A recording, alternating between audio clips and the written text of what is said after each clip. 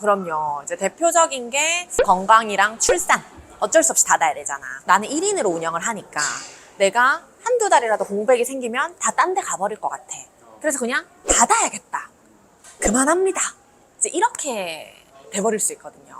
근데 한두 달 정도는 사실 공백이 있더라도 학생들이 유지할 수가 있어요. 제가 출산하고 한 4달 정도 공백이 있었잖아요. 근데 거의 한 80% 정도 학생들이 돌아왔잖아요. 그 유지했던 얘기를 한번 해보도록 하죠. 제가 4개월 정도 공백기가 있었잖아요. 진짜 걱정을 많이 했어요. 3, 4년의 기간 동안 진짜 주말에 쉬지도 못하고 이 학생들을 쭉 지켜왔잖아요, 우리가. 그 굳건히 버텨준 그 학생들. 이제 막 자리를 잡아가지고 하려고 하는데 출산 때 공백기가 생겨버리네. 이 학생들이 막 다 뿔뿔이 흩어질 것 같단 말이에요. 그래서 정말 고민도 많이 했고 걱정도 많이 했는데 오히려 저는 그때가 기회가 됐다고 생각해요. 건강이 좀 안 좋아서 생각보다 빨리 그만두게 됐어요. 그러니까 제가 좀 임신을 가볍게 생각한 것 같아요. 배만 부르는 거. 뭐 이때 제왕을 할 거니까 이때까지 수업하면 되겠지? 저는 이 생각을 했거든요. 근데 막 입덧도 하고 허리도 아프고 속도 안 좋고 뭐 여러 가지 이제 이슈들이 많잖아요. 그래서 생각보다 2달을 빨리 수업을 마무리하게 됐거든요. 그때 저 울었잖아요. 엄마들한테 연락하고. 근데 그때 이제 탁 보내고 나서 이제 나는 끝이다. 이렇게 부른 배를 안고 이제 아기를 쓰다듬으면서 나는 뭘 하면 좋을까 이런 고민을 되게 많이 했던 것 같아요. 근데 그때 이제 몇몇 어머니들께서 이제 다른 사교육을 알아보셔야 되니까 당연히 뭐 영어 학원 이런 곳에 이제 레벨 테스트도 받으러 갔다 오시고 뭐 여러 가지 이렇게 사건들이 있었나 봐요. 그러고서는 연락이 오셨어요. 좀 기다리고 싶다. 선생님 혹시 어느 정도 시점에 복귀가 가능하시냐. 그 연락을 몇 번 받았어요. 왜냐면 레벨 테스트를 보러 갔는데 누구한테 배웠냐고 너무너무 꼼꼼하게 학습이 잘 되어 있다. 뭐 이런 거를 이제 듣거나 아니면 이 학생은 저희 고 레벨 반에 가능합니다. 뭐 이런 얘기를 몇 명 들은 거예요. 엄마들 마음이 어떻습니까? 우리 선생님 역시. 그래서 이제 몇 분이 연락이 다시 오신 거예요. 근데 이제 아무래도 출산을 앞두고 있으니까 부담 주시기 싫어가지고 또 이렇게 좀 물어볼까 말까 하시다가 연락이 오신 거죠.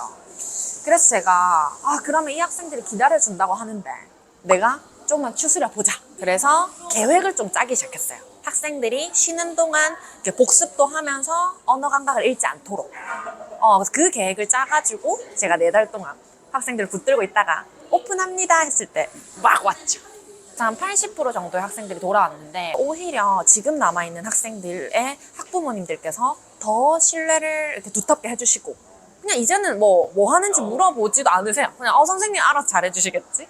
이렇게 하고 소개도 훨씬 많이 시켜주셔서 저는 출산 후에 오히려 막 더 번성했다 해야 되나? 아기가 복덩인가? 뭐 그런 생각을 많이 하고 있습니다. 그 계획을 이렇게 짤 때 사실 막연하잖아요. 그래서 제가 어떻게 했는지 간단하게 알려드리도록 할게요. 그만두시고 다시 학생들한테 수업 의뢰를 받으셨어요? 이때 욕심을 부리시면 안 됩니다. 모든 학생을 유지하고자 하면 안 됩니다. X. 이제 어떻게 근데 그 쉬는 기간 동안 운영을 하실 건가가 중요하기는 한데요. 그러니까 저는 2주에 한 번 정도 부르면서 이제 중간중간에 과제를 내주고 확인하는 정도만 하기로 했거든요. 그러면 자기주도 학습이 된 학생, 그리고 나하고 적어도 6개월에서 1년 정도를 학습해서 학습 스타일이 익혀진 학생만 가능합니다. 특히 영어는 언어기 때문에 자주 건드려줘야 되는 학생들이 있어요. 그럼 이제 매번 수업을 와도 수행도가 이렇게 빠르게 올라가지 않는 경우들이 있단 말이에요. 그런 친구한테 이거를 하라고 억지로 해놓으면 당연히 성과가 안 나죠. 절대 안 됩니다. 그래서 우리가 수업을 진행했을 때 어느 정도 나하고 쌓여서 복습량도 있고 복습할 게 이거겠다 하는 학생이 있고 얘는 평소에 숙제도 잘해오고 테스트 관리도 되게 잘 됐어. 그러면 1, 2주 정도에 한 번씩 불러도 충분히 관리가 가능해요.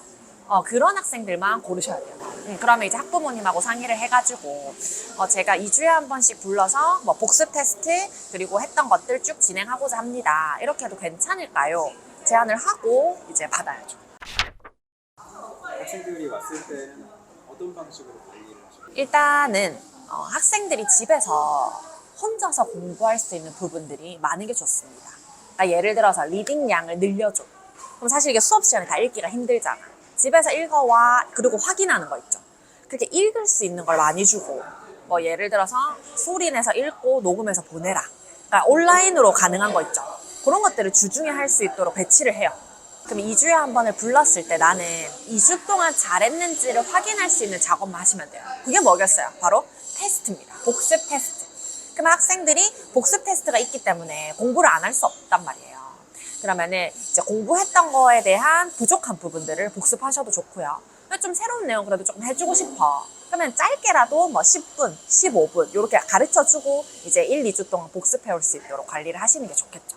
그리고 영어 같은 경우는 영역이 다양하기 때문에 저는 주로 이렇게 숙제로 내줬던 부분들을 더 많이 줬던 것 같아요. 예를 들어서 듣기, 뭐 하루에 한 세트씩 풀고 단어 외워오기 이런 건 집에서 할 수 있잖아요.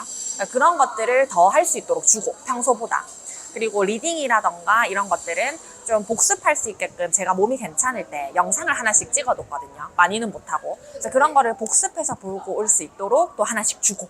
그 정도 관리를 해서 2주에 한 번씩 테스트 보러 오게 했고요. 그게 이제 제가 공백기가 4달이었잖아요. 그래서 4달 동안 그렇게 진행을 하고 저는 조리원에서도 그래서 채점을 했습니다. 채점 점수 어머니들한테 보내드리고 근데 조금 못할 수도 있잖아. 덜 됐을 수도 있잖아. 그러면 다음 올 때 걔를 같이 누적해. 왜냐면 내가 짜놓은 스케줄이 있으니까. 그럼 학생들이 알아서 합니다. 다음번에 밀리면 더 많이 해야 되거든요.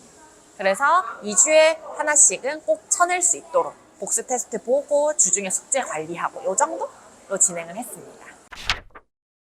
저 또한 겪었고 사실 요새 뭐 경단녀, 뭐 출산 기피 이런 얘기 되게 많이 나오잖아요. 저도 진짜 공감을 해요. 출산을 하면서 공백기가 생기면 내 커리어를 지속하기가 진짜 쉽지가 않거든요. 너무 공감합니다. 그래서 이 시대를 같이 살아가는 여성으로서 조금이라도 도움이 됐으면 하는 마음에서 제가 영상을 찍었는데 공백기를 절대 두려워하지 마세요. 대신에 무리하거나 좀 무리수를 두지 말자. 내가 관리할 수 있는 선에서 성심성의껏 해주면 그 학생들은 공백기가 얼마건 간에 반드시 다시 원장님한테 돌아옵니다. 저도 이렇게 수업을 진행하다 보면 예전에 그만뒀던 학생이 다시 연락이 오는 경우가 많거든요. 한 명, 한 달이라도 성심성의껏 가르쳐주자. 원장님의 진심을 다해서. 그러면 언제든지 다시 원장님한테로 돌아올 겁니다.